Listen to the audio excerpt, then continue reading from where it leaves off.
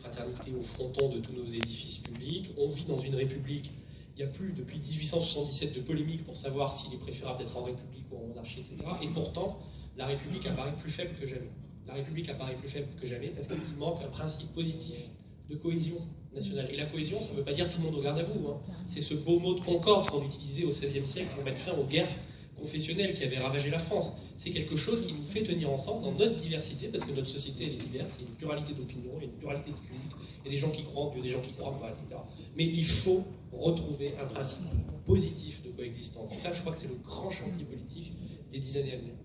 Merci David.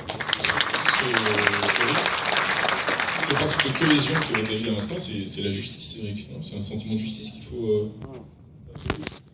Oui, il faut quand même rappeler que l'ensemble des droits, c'est ce qui fait, c'est ce qui fonde notre démocratie.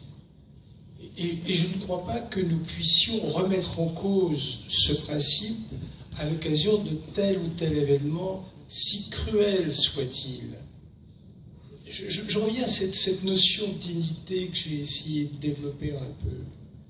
Je crois que c'est important de garder, appelons ça la tête froide, devant les événements qui nous mutilent. J'ai vu des tas de victimes dans ma vie, j'en ai approché, et même des victimes de ce qui s'est passé au mois de 14 juillet à Nice. Oui, la compassion pour eux doit être forte, la solidarité aussi. Il ne s'agit pas simplement de compassion.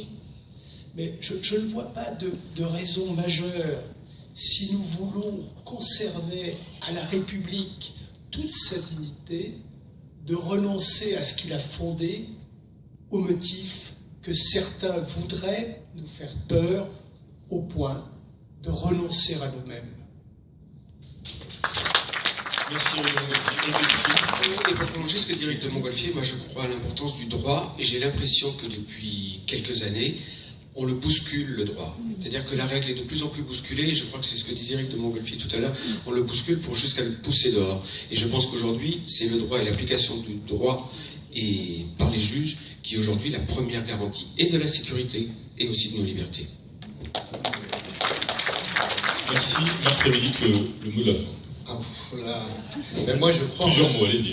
Non, mais je crois en l'individu, c'est-à-dire que les fondamentalistes religieux ne croient pas en l'individu, clairement. Ils croient en une communauté de gens serviles qui pensent tous pareil, qui s'habillent tous pareil, qui font tous pareil.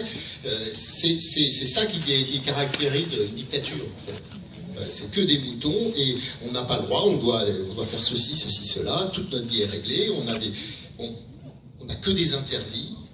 Et la richesse de notre société, c'est l'individu.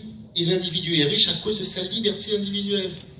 Sinon, il est un mouton d'un troupeau. Donc, il n'y a pas plus précieux que les libertés individuelles. C'est nous, c'est vous, c'est des échanges qu'on a ensemble librement. C'est ça qui est le plus important. Donc, il faut protéger nos libertés individuelles, parce que sinon, on va se transformer comme eux, quoi.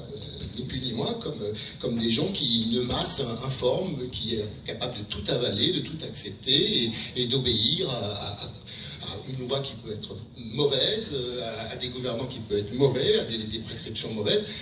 Nos libertés individuelles, c'est tout ce qu'on a, tout ce qu'on a créé avec toute l'histoire de la France derrière.